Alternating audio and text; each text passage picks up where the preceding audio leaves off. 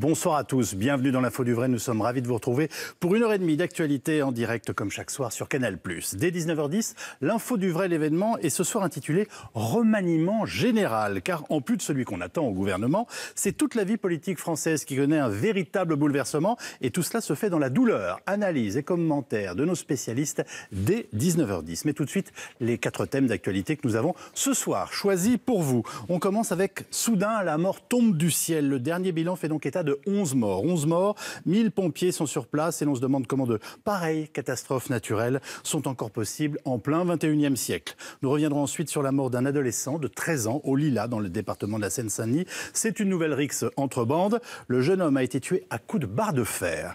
Lire, écrire, compter, c'est le programme du ministre de l'Éducation, Jean-Michel Blanquer. Et le moins que l'on puisse dire, c'est qu'il est conforté par les récentes évaluations nationales en CP et en CE1. Nous en discuterons avec le président du Conseil scientifique de l'Éducation nationale, Stanislas Dehaene. Enfin, la politique. Je reçois ce soir le porte-parole du Rassemblement national, Sébastien Chenu. Nous reviendrons notamment avec lui sur la montée de l'extrême droite en Allemagne. Après l'Italie, Marine Le Pen va-t-elle faire un petit tour en Bavière? Je pose la question à son porte-parole. Mais tout de suite, nous partons bien évidemment dans le département de l'Aude. 11 morts, l'équivalent de 3 mois de précipitations en France, comme au Bangladesh ou aux États-Unis. La nature est plus forte que l'homme. Adrien Denis, soudain, la mort tombe du ciel. Un village coupé en deux. À Guilvelinck, le pont n'a pas résisté à la puissance du courant. Impossible pour les 350 secouristes d'intervenir au sol. Les blessés sont évacués par hélicoptère pour basculer sur l'autre rive. C'est l'apocalypse, hein. Je vois pas d'autre mot. Catastrophe. En l'espace de 5 heures la nuit dernière, il est tombé l'équivalent de 4 mois de pluie. Des trompes d'eau qui ont fait sortir l'Aude de son lit. Par endroits, le niveau est monté jusqu'à 7 mètres, du jamais vu depuis plus de 130 ans. Vous pouvez voir sur la cheminée. Avec mes petits-enfants, on est allé à l'étage parce qu'on ne pouvait pas descendre puisqu'il y avait 3 mètres d'eau dans la maison. D'autres n'ont pas eu le temps de se mettre à l'abri. À quelques kilomètres de là, c'est une religieuse qui a été emportée par le courant. À Trèbes, plusieurs morts sont aussi à déplorer. Les habitants sont en colère. On est en colère parce que voilà, il y a eu soi-disant une réunion de crise hier à 19h pour dire qu'il y aurait peut-être des montées des eaux au niveau du canal et tout ça. Mais voilà, rien n'a été fait pour au moins prévenir les gens, préparer les secours. Les autorités appellent à ne pas s'aventurer sur les routes submergées. Ces intempéries sont les plus meurtrières en France depuis une dizaine d'années. Bonsoir Jérôme François. Bonsoir. Merci d'être avec nous. Vous êtes le secrétaire général UNSA du service départemental d'incendie et de secours du Val d'Oise. Vous êtes vous-même sapeur-pompier. Alors on vient de l'entendre dans le reportage. Apocalypse, catastrophe. Décrivez-nous l'ampleur de ce qui s'est passé hier soir. Les images parlent d'elles-mêmes. On est en présence. Alors, il y a différents types de crues. Il y a des crues avec des pluies incessantes qui font monter le niveau de l'eau dans les champs. Là, on est sur des crues lentes. Et on a des épisodes de type Cévenol où, effectivement, on a des nuages qui sont coincés contre des montagnes et avec des précipitations massives. Et l'effet de ruissellement va venir gonfler le lit de la rivière. Et on est passé en quelques heures de 30 cm d'eau à 7 mètres d'eau avec des débits considérables. On parle à un moment donné de 600 mètres cubes seconde, ce qui correspond à... On remplit une piscine olympique toutes les 4 secondes. C'est une piscine olympique qui tombait au sol toutes les 4 secondes, c'est ça? C'est l'équivalent d'une piscine olympique. C'est le débit de cette rivière qui était paisible quelques heures avant. Et en quelques heures, elle vient débiter l'équivalent d'une piscine olympique toutes les 4 secondes. En un mot, rien ne résiste à ça. En un mot, rien ne résiste à ça. Et on a vu sur les images, les ponts ont été emportés, les arbres, les voitures. C'est ce qui rend la mission périlleuse parce que les eaux charrient beaucoup de voitures, d'objets dangereux pour intervenir. Alors, en même temps, on continue de se demander comment on peut avoir une dizaine de morts, 11 selon les derniers bilans. Ça varie ce soir, mais voilà, le dernier officiel est de 11.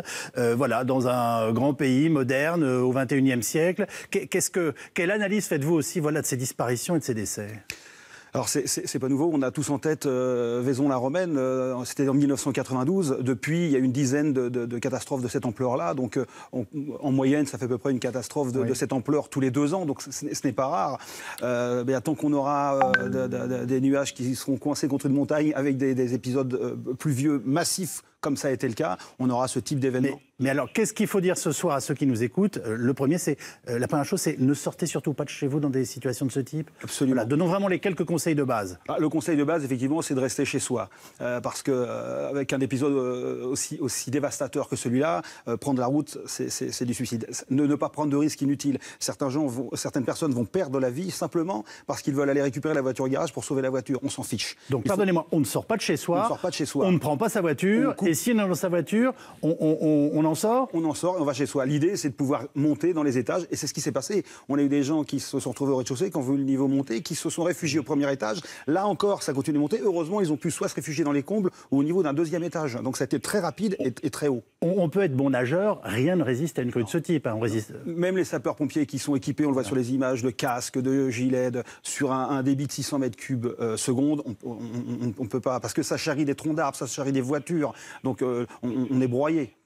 Se mettre à l'abri, concrètement, ça veut dire quoi? Se mettre en hauteur.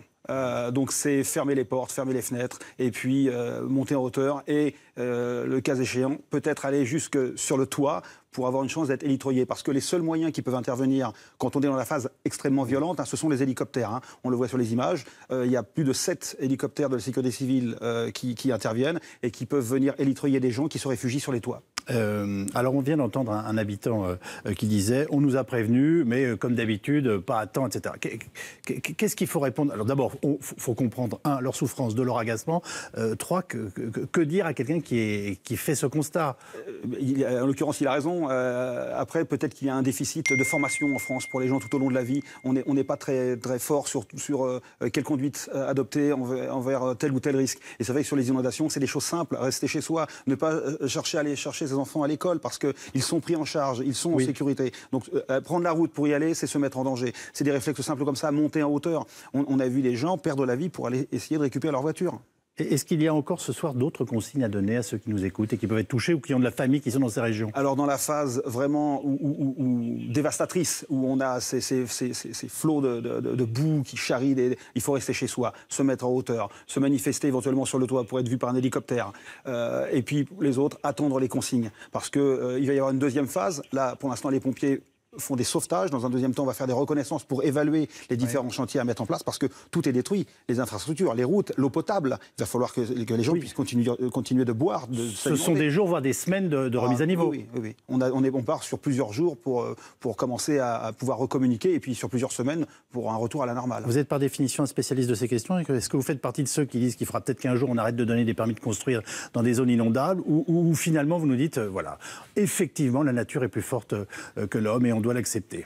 Effectivement, les deux d'ailleurs pouvant coïncider. Oui, les deux peuvent coïncider. Après, on a des maisons là qui ont plusieurs, peut-être des centaines d'années, qui ont été détruites. Donc, c'est pas forcément une question de permis de construire. C'est quand on fait le choix de vivre au bord de l'eau, c'est un choix de vie. Oui.